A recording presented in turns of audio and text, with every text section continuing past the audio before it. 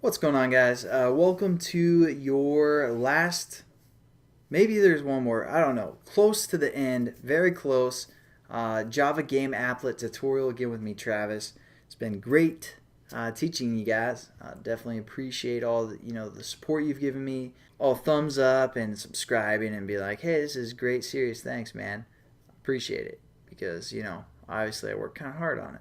So seeing that it actually is helpful, I definitely, appreciate that. So thanks again, guys, for watching and subscribing. Let's just jump into it.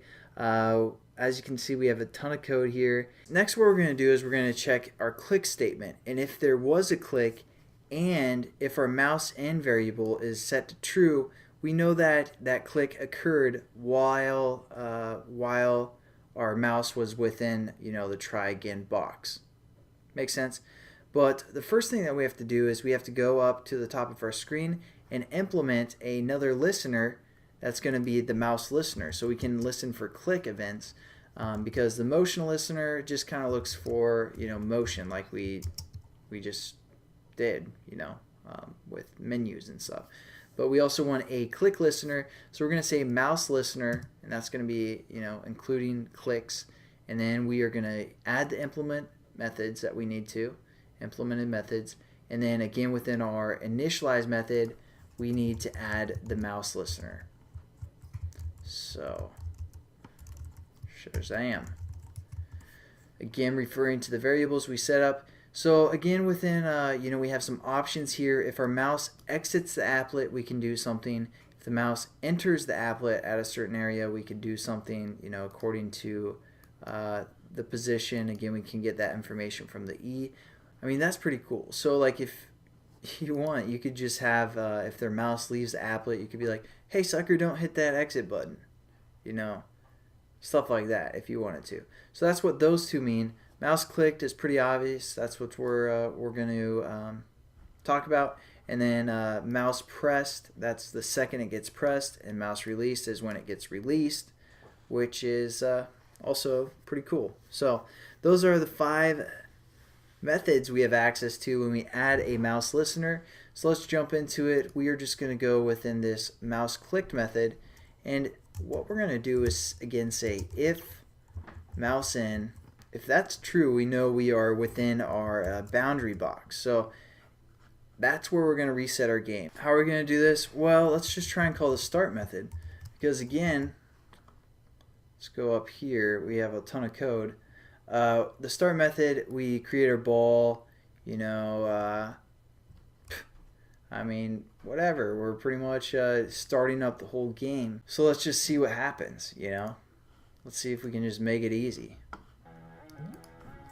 So it's looking pretty good. We die and we're like, okay. But as you notice, something's not quite right the next time we start it. It's kind of weird. And not everything gets reset, so that's kind of a bummer. So we could either try and fix this. That's pretty cool. Alright, we could either try and fix this if we want, or we could do something else. So we're going to go back into our code. Instead of saying start here, we're just going to kind of set up our own variables to end the game. The first thing that we want to do is adjust the ball back to what it originally was. So when we go into the ball class, we have the gravity back at 15, energy lost. I don't think we ever mess with that.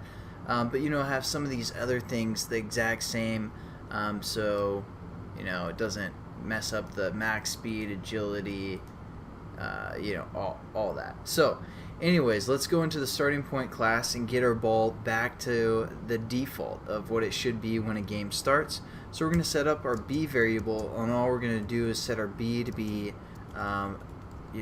we don't have to say null, but yeah, you just want to set it to null.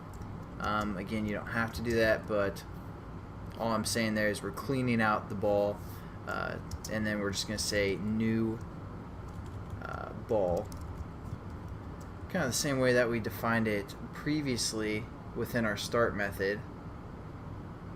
Once we scroll back up here, so our ball B. Another thing that we want to do, have the score to 0. So let's scroll down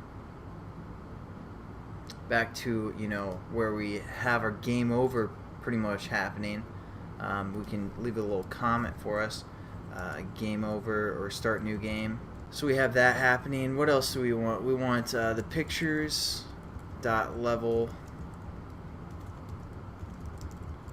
back equal to B1. So then let's go back to our start method, kind of see what else we did. We set up both of our platforms here and also our items, as you can see there, so that's pretty awesome. Let's just cut that stuff, make it simple for us.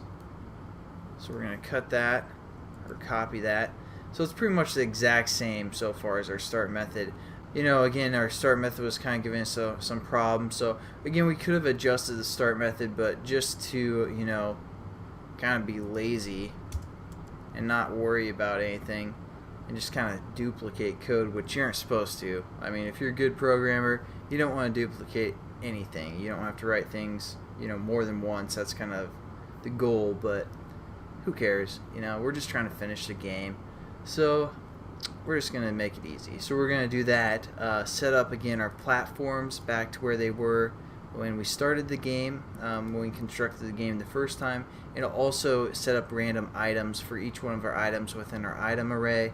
And what else do we want? We want the mouse in variable, because this is true at the moment. We want to set this mouse in to be false as well, so we're going to say mouse in to be false. So one other thing that we have to fix from last tutorial that we didn't do is scroll up to our mouse moved, and as you can see, I threw in this if game over, because before, if we didn't have this variable, we could click that area even though there's no text on our screen and it'd restart the game. So we wouldn't want that. We want to check if the game's over, and then also if, you know, our mouse is within that area, it's going to set the mouse in to be true, and then if they click, it's going to, you know, start over the game as well. But see, again, we adjusted this mouse in to be false, but if we didn't have this if game over here, we could still trigger the mouse in to be true if it was just within that area, even if the game wasn't over. So that's why we add this if statement here, surrounding all of these other if statements here. So you might want to throw that in there, and that's pretty much it, I believe. So let's save this, test it out, and I thought of a couple other last tutorials we could do, because some people didn't like the overlapping of the platform. So we might fix that real quick, and then also show you how to upload it onto your website. But as for now, it's looking decent, right? I think we got everything to start a brand new game. Oh, except for our score. Looks like our score continues. So let's fix that real quick. Pretty simple. Sorry, I always just want to just keep playing video games. I don't know what that's about. I'm just like, yeah, screw the tutorial. Let's just play this game for a while. But you know, pretty simple. We just set our score equal to 0, and that should pretty much complete it, guys. So I'll catch you in the next tutorial where we're gonna fix like the platform thing, because someone wanted to you know, discuss how to fix that. And I'll catch you later. Have a good one, guys.